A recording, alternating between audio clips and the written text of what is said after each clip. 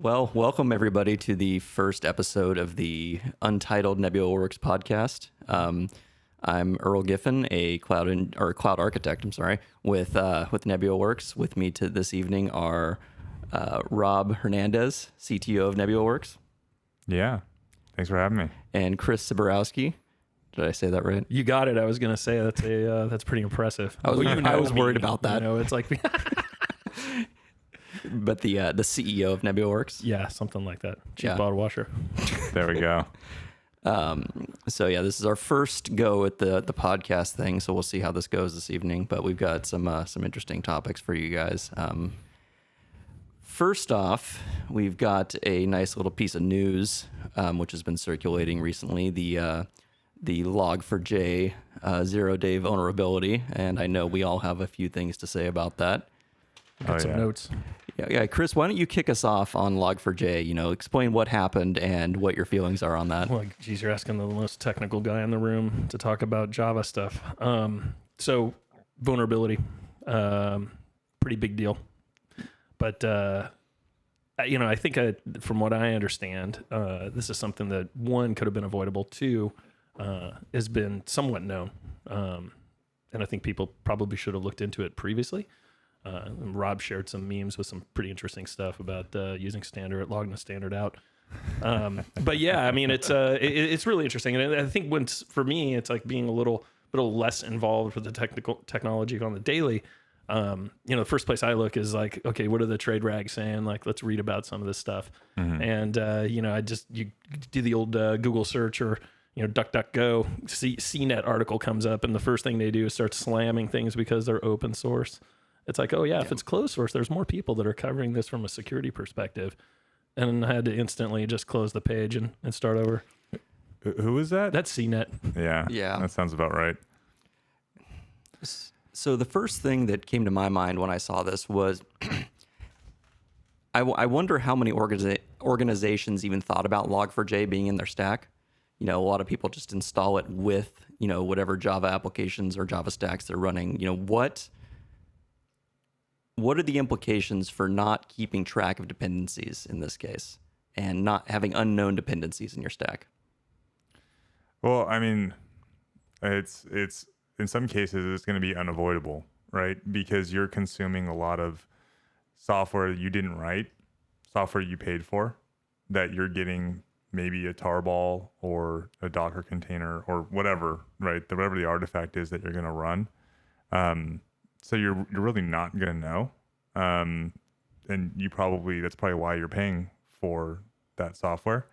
The unfortunate thing is then that gets lost, right? So, the thing I thought of when I heard about the log4j vulnerability was, all of the like these stuff from Oracle, all the old legacy Java stuff that's probably out there that, is important because it's running some business processes and things like that.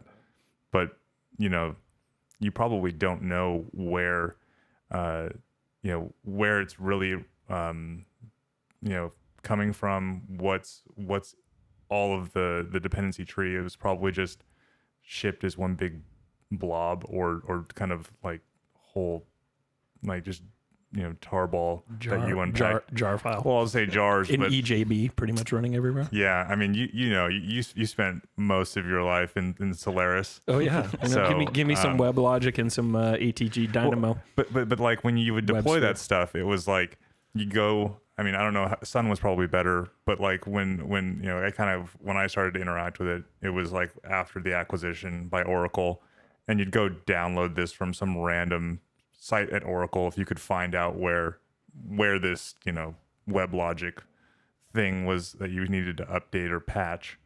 You'd go and then you'd unpack the tarball in /Oral1 or some random whatever the path was that you UO1, whatever the hell Oracle was pushing at the time, and you just throw it in there with everything else and hope that I didn't overwrite some directory or clobber some other thing that was happening to run there too.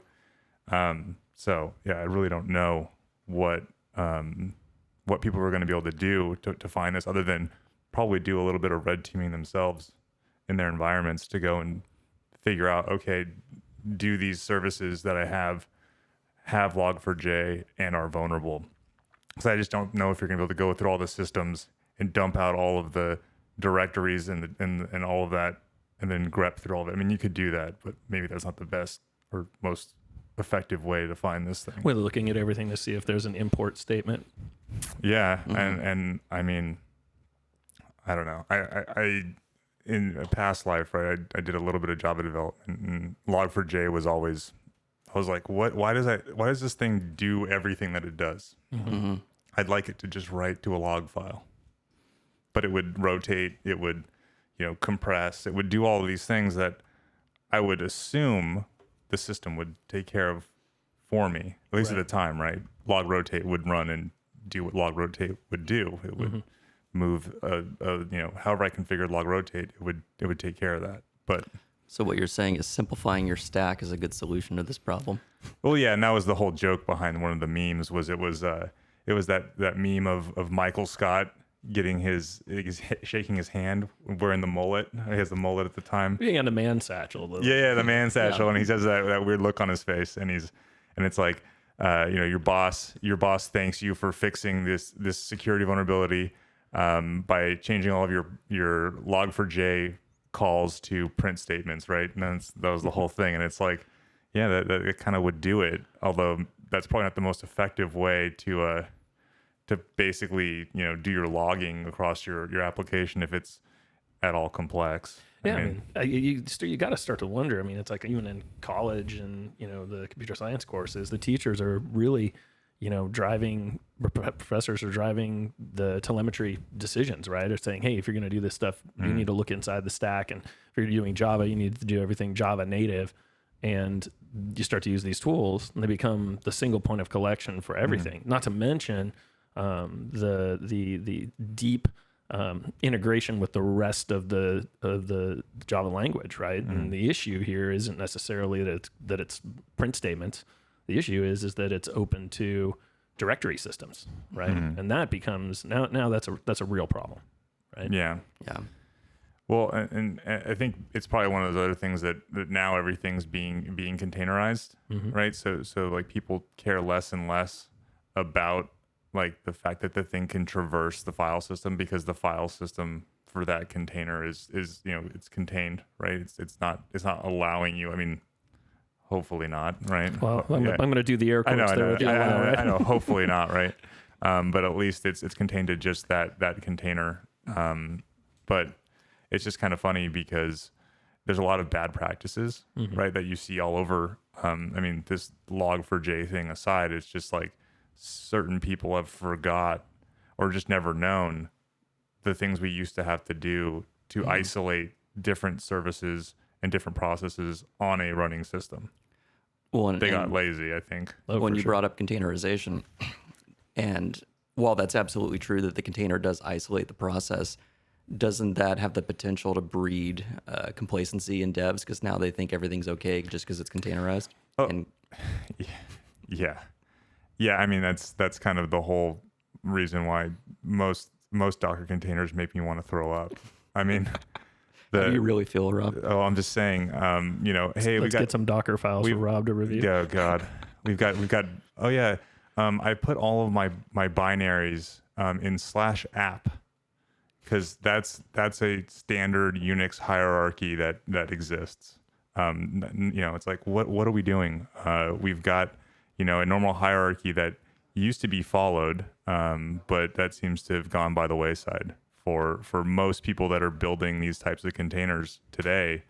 They've just got kind of code everywhere, and they really just assume that if you're gonna care about where they're putting their app, I guess you'd have to go look at their Docker file, and then even that's just gonna be a whole nother sad day for you when you have to go look at their Docker file that's curling God knows what and maybe doing multi-stage builds. Not to mention how we manage Docker file releases and image releases, but that's probably a topic for another podcast. That for another. I was gonna say, you just kind of go make that note of like, what are the problems I have with container registries in general. That's probably, maybe that's episode 2. We're going to do a whole series on that. Yeah, but kind of taking it back to the whole, let's go back to the log4j thing. It's everywhere. I mean, this is the crazy part of like when you start to, commonality, in my opinion, is a good thing, right? I mean, if you standardize on things, we talk about, if you're doing cloud adoption, learn how to do a cloud before you do many clouds or two clouds. But in this case, you have so many people that have really, taken Java and run with it, and it's everywhere. I mean, set-top boxes, cameras, we're using to film this, phones, mobile devices. It's in cars. I mean, it's pretty crazy. And I think when you start kind of peel the layers of the onion back, I'm going to find a lot of stuff that's vulnerable to this. Yeah, it's probably going to be, I would say, like, what was the OpenSSL thing way back? What was it, like maybe 2014? Was that Heartbleed? Yeah, I believe that was. Or is it? Or was Heartbleed the kernel? Yeah, the kernel thing. Chip issues. What am I thinking of from OpenSSL that kind of kicked off all of the security? The kind of kickstarting the realization that a lot of things depend on open source and that there's no funding. Because I think that was around what happened with OpenSSL. I just can't remember what name they happened to give we've had the whole thing. Yeah, we've had iterations like that. Then you had the GPG issues. Right. That's more recent issues. God. I mean, that happens. Yeah. But the interesting thing is, and I think this is the part that I'm going to be more sensitive to now, just because of everything that's been going on for the last 2 years, is this concept of not letting a good crisis go to waste. Right. So instead of talking about like, hey, how do we fix this thing? How do we make it better? How do we not get into this situation again? We have everybody running around with their heads on fire, potentially blowing this up to something more than really what it is, right? And, on the CNETs of the world and some of these other folks, well, it's like, let's make a big deal about something, and it, may be a big deal. Definitely think that it could be, but is it as a big a deal as it really is being made out to be? I don't know about you guys, but I had, non-technical friends calling me and texting me, asking me if this was a problem for them. And by and large, no, it wasn't. Yeah. You tell them to send that string to their Tesla or something like that. Find out if you can my God. Yeah. No, for the most part, these were all Luddites, but they had, smartphones. There you go. But it's like, take the CNET article and then think about, they're saying that the open source tooling is that this wouldn't have happened if this was a closed source project. I mean, I don't know how that would really work, because say I'm writing this application and this library is kind of core to everything I do in the app or across multiple apps that I have. So if I'm using this proprietary solution, I've got to go figure out where it is, how to import it into my application, and then I'm sure there's a license key. It's just like, yeah, no way. These guys are lazy as hell. Like if I'm an application developer, I'm not doing that. That just seems like a huge waste of time for, little benefit. And these things happen. And it's kind of part of software, but we can fix it. I think we just need people to kind of realize that just saying closed source because no one can look at it, like that's kind of, you're just masking that problem. They say security by obscurity, right? It's like if nobody knows about it, then it's secure. I kind of don't believe that. What's really interesting too, in preparation for having this discussion, I was looking at other log facilities or the ability to kind of abstract some of these things, and I was just blown away with the number of ways that you can do logging within Java. And I land on the log4j site. And they said, and I quote what they said here, on the very first line about this vulnerability, they said it's this could be a bad problem, but GNDI, LDAP, RMI, X serialization rabbit hole runs deep and leads to much uncertainty. And I was like, okay, this is cool. Where you got the guys for like creating the abstraction layer for another abstraction layer for logging. They're not even going to comment on it. It's like, yeah, it goes deep, real deep. Yeah. We're going to look into it. Yeah. Eventually. We'll get back to you. Yeah. And there's no warranty. Yeah. Yeah. Which is fine, because we don't want it anyways, because we'd rather just use, things that we can see.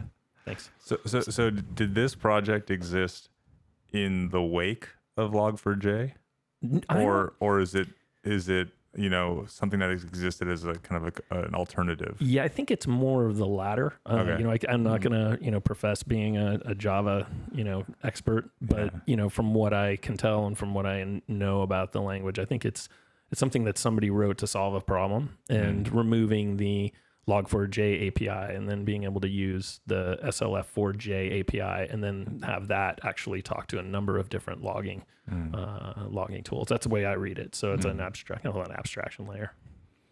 Yeah. Which could be vulnerable too if you're passing things to, the proper versions or the vulnerable versions of log4j. Yeah. I mean, it was kind of funny because, when I heard this whole thing came out, and I was kind of thinking about anything that we work on, and I just kind of was like, well, I'm glad that whenever I see a Java application, I just go look for another alternative that's not in Java. Really? Yeah, that seems to be the easiest mitigation is not use Java. Amazon's got our back though. I don't know. Do you guys see the email that they sent us? They're like, hey, just to let you know, we scan your images, and we want to make sure that if you're using Docker or you've got other things in Amazon, we're going to let you know if there's a problem. There wasn't letting you know anything. They're just like, hey, some links in case you want to go check it out. But we try to remediate things, and you may or may not be vulnerable here. So there was actually a project I saw crop up, I think because of this whole log4j thing, which is called it's called the Hot Dog. And what it hot dog or not hot dog? Yeah, essentially, right.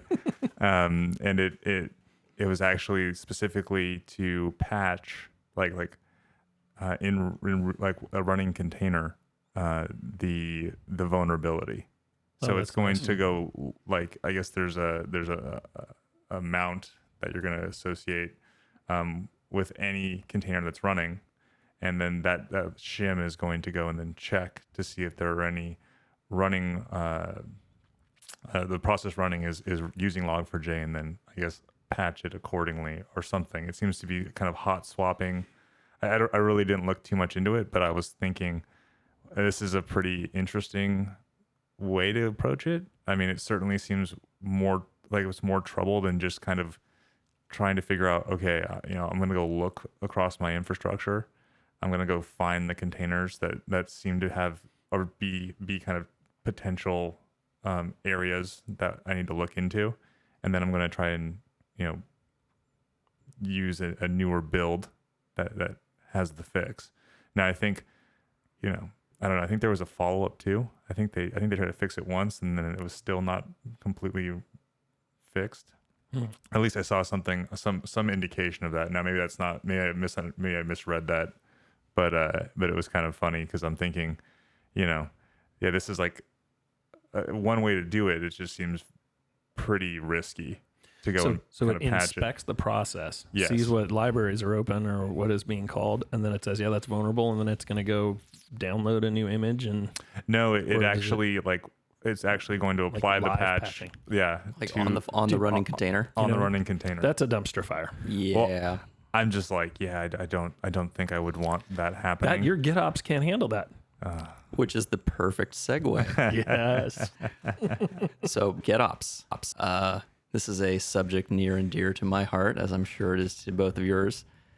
In doing the research for this podcast, I came across many different definitions of GitOps, and it seems to mean many different things to many different people. The commonalities were essentially using Git as a source of truth to manage your declarative infrastructure as code. But I also saw Kubernetes peppered in a lot of places, different tooling, Argo, suggestions to kind of use specific approaches to do GitOps. Did you guys notice the same? Oh, yeah. Yeah, I mean, one of the the people that kind of coined the term, I think it was Weaveworks. It was. Yep. Alexis Richardson. Okay. Yeah. So I tend to think that it is in that kind of camp of the CNCF and kind of kube land. That's kind of whenever I see it, I think it's a lot of it's tailored to that. At least that's kind of what I would expect in the GitOps definition. If you were to go look that up, Yeah. something Kubernetes centric. Yeah, I didn't get the impression reading the pieces that I did that you had to use containerization with GitOps, but everything strongly suggested that you use containerization. That's what I took away too. I mean, the note I wrote was GitOps equals Kubernetes automated. Yeah. Right. But what's interesting is that there's like, oh, well, you don't have to. You can definitely do Terraform or your infrastructure as code, domain specific language or other tooling to do other things. But what we really recommend you do is you do that on itself. You kind of draw a line in the sand and say, okay, but anything after that, the repo is going to do everything with their Kubernetes cluster. That's how we're going to drive every change. But like the one thing that I'm curious what we want to like kind of classify as the definition, at least for us to kind of like just kind of unpack, mainly because I'm just trying to think like what's the difference, right, between GitOps and just driving what your changes in the environment through a Git repository, because I think that's where a lot of people get confused. Is I would like to do all of my changes through pull requests and through like code review and all of that. Is that, I guess that's using Git and that's operations type work. So I guess that would be GitOps. Yeah, well, the Weaveworks folks, I mean, they submit that high performance teams, elite teams, I believe is the word that they use, use trunk-based development and use a Git workflow. I mean, that's like, you do that. I think the part that the GitOps movement is to allow things to be automated, have automation to do deployments, and then some type of mechanism that recognizes differences in the environment and then remediates those. Right. I think that's the big win for folks that are kind of trying to look at this and saying like, hey, if we do this, we can. There was a pull request that's approved, right? It's good. It's going into production, and if there's an issue, there's a system that's going to be looking at this and be able to allow us to easily back out. So I think one of the areas where it gets a little muddy though is, are you watching a Git repo externally and polling for changes, or are you pushing from within your Git solution, be it GitLab, GitHub, whatever, out to your infrastructure on a change? And I think that people assume one way or the other is the only way to do it, and develop pretty heavy bias in that regard. Have you guys noticed that as well? Yeah, I mean, I think what I've traditionally seen as like the GitOps, I'll just say the GitOps preferred way to do your updates is to kind of pull for them and pull them from the repository and kind of continuously check to see if there's something that doesn't really match what you have right at that moment, right? And that's at least the way I've seen it kind of pitched, and it that sounds great, I guess. I mean, before we kind of go into that, I mean, is that kind of do we want to kind of go with that kind of assumption is like the things you would see from like a Weaveworks or a I don't know, CodeFresh? I don't know if they're kind of one and the same. Yeah, I mean, I tend to think the Weave guys they're kind of the leading edge on this. I mean, one, they've got enterprise products to support this type of behavior or process and methodology, whatever you want to coin it, of which I think we've been, those of us who have sysadmin a number of boxing over our careers, we kind of built these things and had some level of this before we put a tag to it. I think they're the ones that are kind of like, they're the ones that are leading the charge. But yeah, I mean, I tend to agree that that's a decent summary, and we can make assumptions that them with a Flux, which is the key to this, their tooling, which is running in the cluster, that does these diffs, make sure that your stuff is what it is meant to be. Yeah, but the weird thing about it, and this is one of the things that I kind of ran across with some other team members about a year ago, was apparently that GitOps 1.0 is a failure, and there's a lot of shortcomings and things that you have to work around because certain things don't play nice. Is the shortcoming the Kubernetes operator pattern, or is it because essentially, I mean, that's a big component to this, Right. Yeah, well, I think it's kind of a lot of different things. A lot of like kind of these approaches that don't factor in kind of what happens when things don't go well. Well, Yeah. Right. So like it's cool. The happy path is, it's like we're gonna go and poll, and we're gonna get updates, and we're gonna apply them to the cluster, and everything's great. And it's like, well kind of what happens when that doesn't, for one reason or another, that doesn't go to plan. Like, what other mechanisms do you have now to affect the cluster that's in some less than ideal state, and you've got this kind of side effect, whatever it might be, that the cluster is kind of just polling there. You're not pushing anything. You don't have any really other ways of intervening, at least if we're to kind of take this as, this is the deployment model, this is all you need.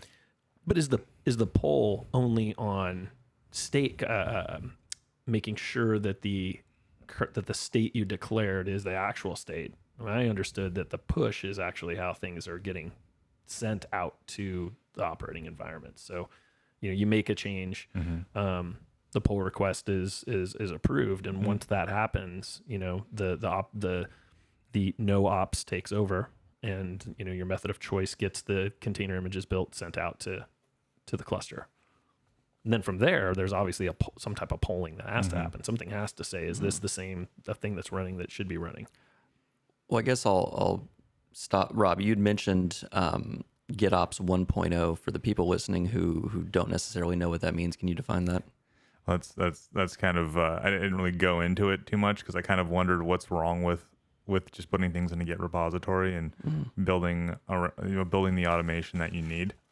So I don't really know what made up the 1.0 of GitOps. Could it be that Weaveworks had a 1.0 release of their product? I mean, yeah, something that is like, is commercial equal?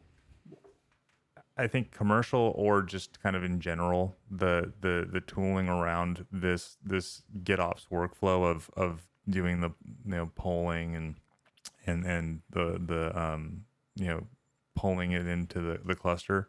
I mean, it's got to happen by some deployment, right? Some kind of some manifests that have been applied to the cluster.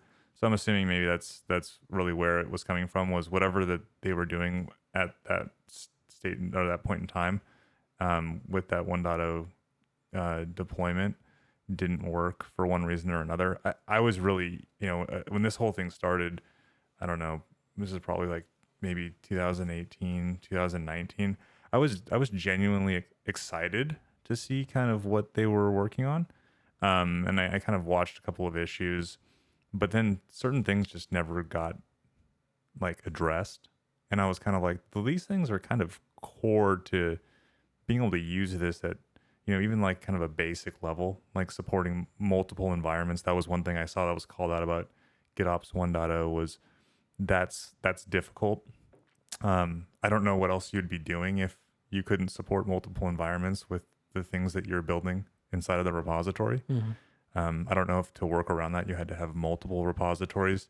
It did seem like a lot of the things that this GitOps 1.0 paradigm was pushing netted you multiple repositories and kind of this sprawl that you had to deal with, which does seem pretty untenable long term. Well, especially if you're an enterprise shop and you're making a push to this is the way, right? If that's how they're determining, companies are determining they want to move forward, or teams. But I guess in my mind, it's like, is like you said, is it worth the sprawl? And I think it comes back to things that, quite frankly, we've seen time and time again, when the folks that are kind of behind this, the guy who coined the term, they're saying you need to be an elite team to do trunk-based development. mean, how many teams have we run into over our time that can't even deal with merge conflicts, right? I mean, it's like, who cares what the rest of the system is going to do if you can't even like collaborate inside of a single repo or single place source of truth, canonical source of truth, as they say. Yeah, that's where you have to start the work first before you can do any of the other fun stuff. Right. Well, and that's kind of the thing that I think was kind of the main reason why we wanted to talk about this on the podcast was, people were saying gitops and kind of then deploying these things to a Kubernetes cluster and then having it pull and get updates and things like that. And it's kind of like, that's great, eventually, but how many folks just can't even collaborate and get, developer A and developer B's changes into the main branch? I think a lot of people assume that that's easy. And we know from the work we do that that's oftentimes not. I mean, just for numbers, for a number of different reasons, that there's many different factors. Are they even communicating? Do they talk to one another? Do they realize that maybe they're making changes that affect one another? Those types of things. And it seems like we're getting ahead of ourselves, at least with a lot of people that are kind of looking at this as the way. It's like, hey, let's first just start getting our code into a repository, and be kind of comfortable with driving our changes from there. And then let's figure out where we want to go with it. You don't need GitOps and the whole suite of Weaveworks tools or things like that to be able to do some of these things. You can do these things just with Git, and a proper branching strategy like trunk-based development. And that's a really easy way to get started. And that's going to net you way more benefits than something like this, at least if you're early days. And, I mean, I just, I think a lot of that's just often overlooked when you hear about a lot of these things that are coming out of the kind of the Kubernetes landscape. It makes a lot of assumptions. So if I'm hearing you correctly, what you're saying is before you start playing with all the cool toys, you have to develop a good rigor around your Git processes and a good software engineering discipline for your team, and then opening that up to, more automation, more, I guess I'll say complex or deployment processes. So let's say we have a team that does meet those criteria, like that they've, got some cohesion, they've got some good Git rigor, they've got a good trunk-based development branching strategy. What would be a good next step for that team to take if they were going to say they wanted to deploy an application to a Kubernetes cluster, for example? I'm just going to go right into Kubernetes.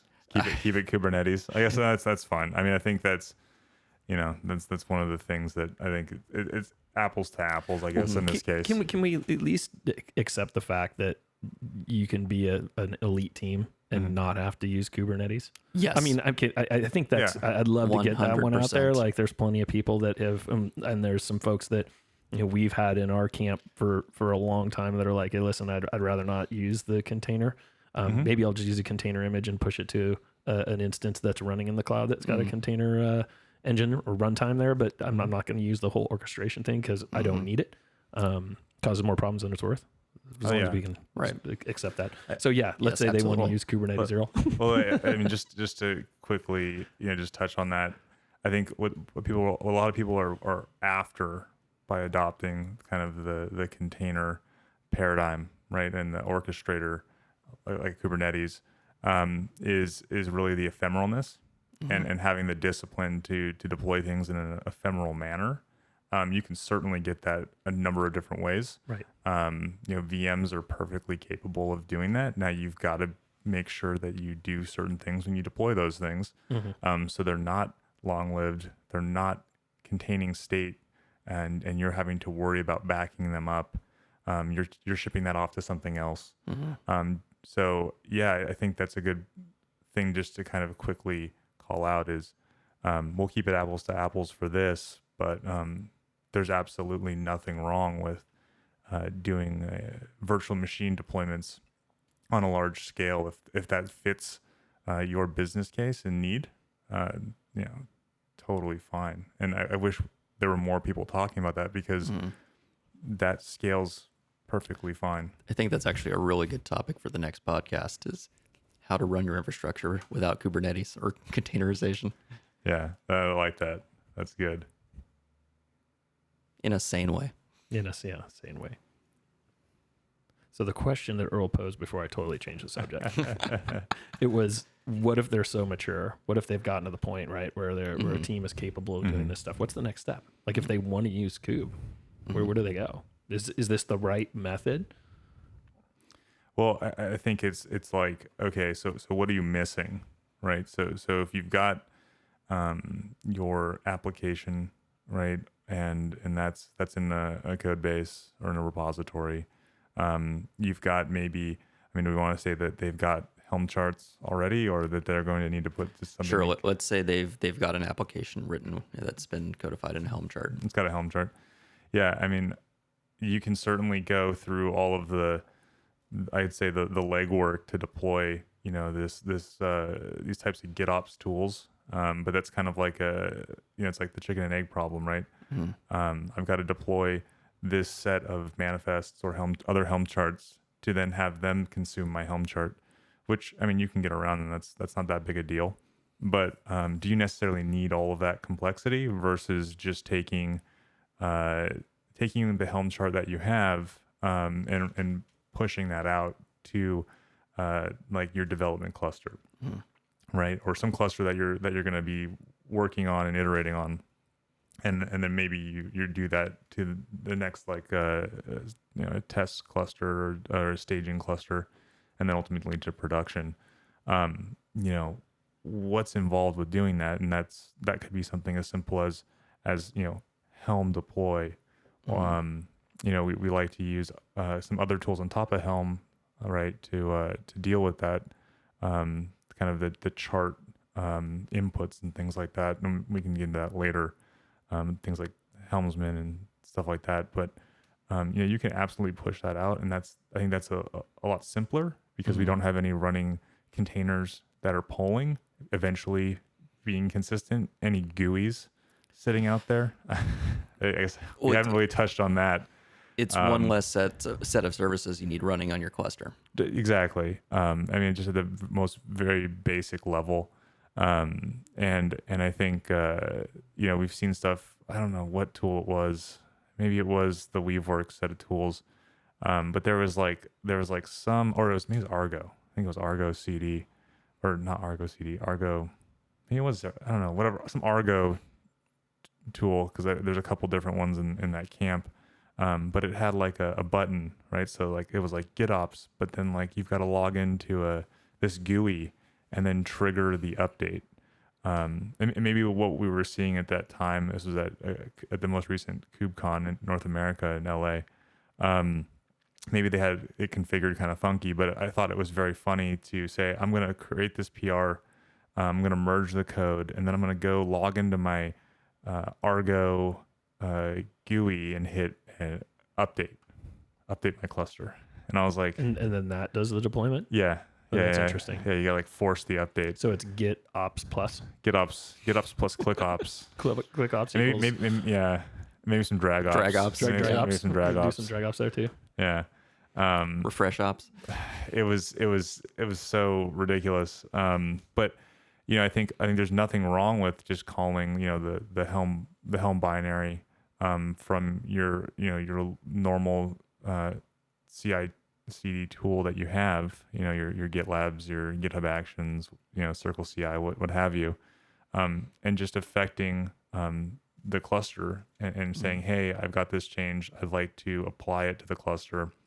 Maybe you have like a Helm diff that's displayed, so you kind of know what manifest you're affecting and what's supposed to change.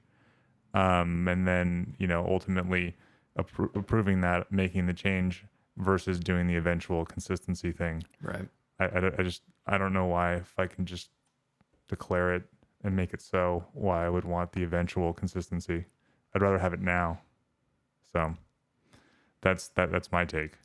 Well, I think that model presupposes the Git rigor that we talked about earlier, right?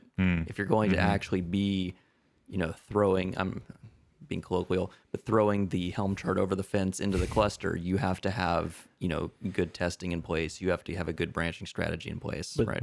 But GitOps doesn't negate that. You still have to test your applications.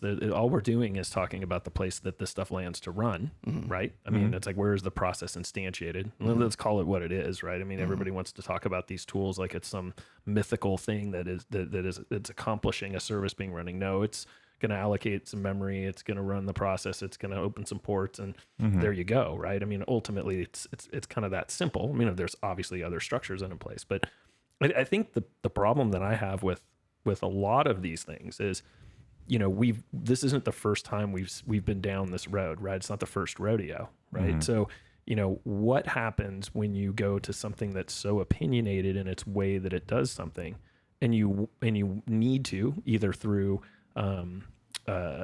real customization because your shop requires it. How do you handle that, right? If you don't understand all of the mechanisms that are going on behind the scenes once the merge request or pull request is approved, that's an issue, right?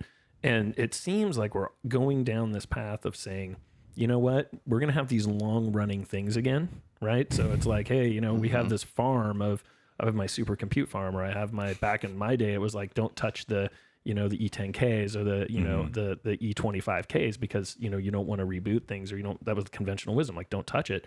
And is that not what we're doing with these clusters? We're saying like, hey, we're platform building, but you know what? Go ahead and leave that Kubernetes thing running there for a while instead of saying like, hey, how can we, if this thing gets torched, we need to burn it to the ground. How do we stand the whole thing up again? Right. I think there's a lot of stuff that's just kind of being overlooked. And, one of the things I thought was really interesting, and I don't know if Alexis was at Pivotal when Pivotal was doing Cloud Foundry, but this to me, this just seems awfully PaaS-like. It's like, aren't we doing the same thing? Oh, is this the same? Yeah. We got the record on and we're just playing it again? I don't know. Call me crazy. That's kind of a funny observation. Yeah. I mean, history does repeat itself, doesn't it? Right. So you get to this position where it's like, it's a CF push. And what's the difference between that and a Git push? I mean, it's just it's still the code. And we're just saying something now is going to do the introspection. Something's going to make sure that it's whatever's in the artifact that's being created, it's actually what it says it's going to be. We're going to go ahead and put the proper build pack around it, or be able to build the proper image. We're going to launch it into a container runtime. In this case, it's whatever version of the container runtime instead of Diego back in the day, right? And it's like, okay, what's the difference? And who knows? I don't know. Maybe you should ask him. I don't know. I mean, I think it's an interesting, but do people PaaS much anymore? I mean, is that like, or are we just doing the same thing? We just call it something different. Is it just a change in name? I mean, being one that's never used Cloud Foundry, I mean, are we talking basically like? Geez, it's Heroku for that matter. I was gonna say Heroku. That's where I was going. I mean, I think a lot of people think that's the way, right? But if that were true, then we would have tons of people on Heroku and tons of people on Cloud Foundry. So let me ask you the next question, and I'm going to provoke something here. I'm going to poke the bear. So what happens when it's a low code? Do we still use the Git part of the ops? I don't think if you're interested in writing low code applications, you have any idea what version control is. For those who can't, Rob's looking at me with these dagger eyes. I mean, I just don't know what people think they're supposed to get with low code. I don't either. I don't. I mean, maybe there's no apps. Yeah. Maybe low code means no apps. No apps? Or low apps. Low apps? Maybe it's just a menu. It doesn't do anything. It's just you open the app and some text. Low code. Low code? Yeah. Might be. I don't know if people, they're so afraid of doing development, opening up a terminal, doing those types of things, that they're going to go, to great lengths to mask that. And I mean, in all honesty, that seems like so much more work. And I know it's kind of counterintuitive, but I think that's just what I've seen, and I think we've seen in some of the engagements and some of the the things that we've worked on over the years. Yeah, definitely. I've seen a lot of engineering decisions made because somebody didn't want to open a terminal. Mm-hmm. Yeah, I think we need to be more like Bob Ross. We just have to show people it's like, it's okay, man. You can paint happy, happy utilities. It's the best place to be. It is, right? Yeah. You can set up your PS1, and just go nuts. Dot file heaven. File heaven. So I think we're at time. Yeah. I mean, real quick, do we want to kind of wrap up like kind of like a conclusion? I mean, I don't know. We're going to summarize? Maybe. I mean, is that worth it or? I don't know. We're going to do the final thought. Maybe not. I mean, I don't know. I don't. This is the first one, so we don't. I've got a final thought. I'll give you Let's one. hear it. Let's think about Kubernetes before we start saying you got to just go run with Kube. I mean, the whole Git thing is Git is awesome, and we certainly, that canonical, repo being the center of the universe, like and a declarative approach. Hey, man, we're all down with that. But this is coming from an ex-Docker captain, right? Like Docker captain emeritus. I don't even want to call me. They don't even exist anymore. Yeah. I got socks and a jacket or sweatshirt to show. I just say, like, pump the brakes. You know what I mean? There's probably there's other ways to solve the problem rather than making it such a huge component of your platform. Yeah. Does your team really need that complexity in its stack? Yeah, it's a lot. And because the next thing you're going to start talking about is like service discovery and meshes and all sorts of stuff like that. And, welcome to the Terradome. Well, yeah, another topic for another day. Absolutely. Do you really need to fragment your services? I'm not even going to say the actual. No, don't say it. Yeah, I'm not going to say it. Macro. I was going to say we're going to have a segment called the Service Mesh Shootout. Yeah. Oh, yeah. Should we? Man. Be there. Be there. Yeah. Sunday. Yeah. Istio. Yeah, I mean, I think the one thing too is that people think that putting things in a Git repo or some version control system and that affecting your infrastructure is a new concept, or let's call it within the last 10 years, right? That's something that's been realized. I know plenty of really, really high performing teams that were doing that long before Git was even a thing. And they were doing things at a certain scale because that was the only way to manage it. We're talking about like SVN. Well, SVN, I mean, clear case. Yeah, I mean, kind of any version control system, but basically, they were in a data center, leveraging some of the services on the network to automate the provisioning of their, at that time, physical hardware. Maybe we can have you go into even like. I'd love to. I'm gonna date myself though. I mean, just the jet scripts. We can talk about Jumpstart. We can talk about that. I've got some more stories. So those types of approaches, composable infrastructure. Yeah. Wow, nice. We move domains around. Yeah, and move boards around. Oh yeah. We got like 5 episodes out of this one episode.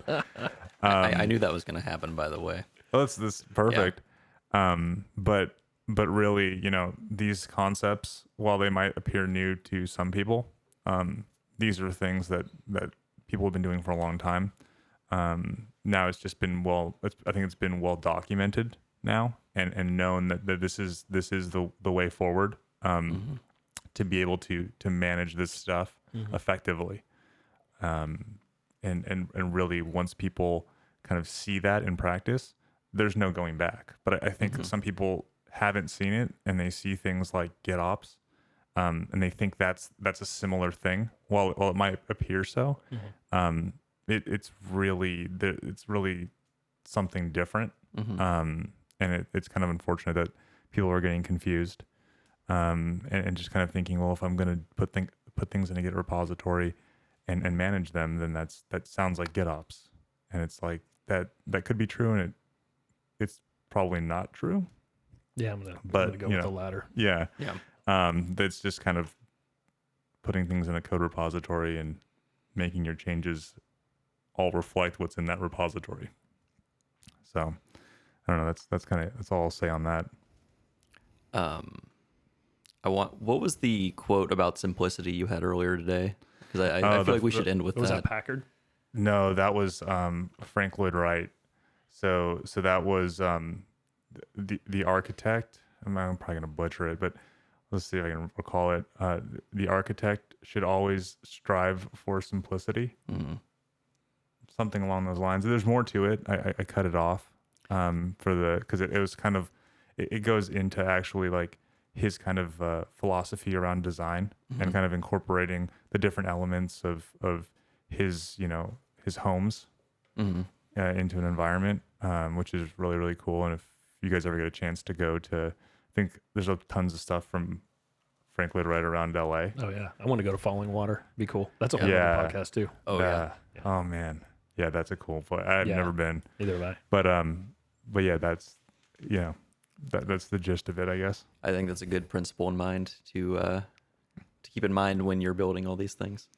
Yes, absolutely. It's the only way you can stay sane. And I think constantly reevaluating your decisions.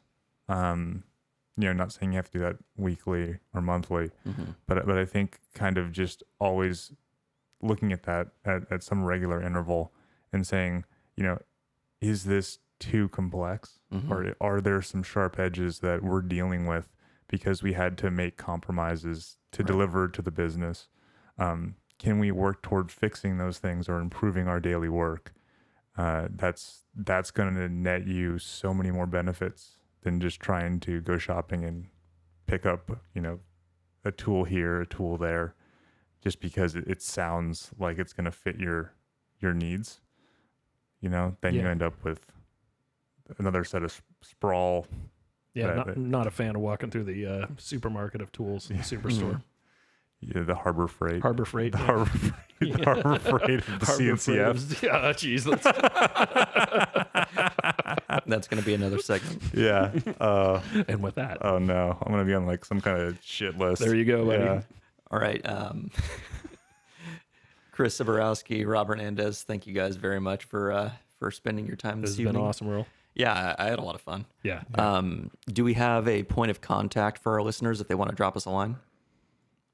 Oh, man.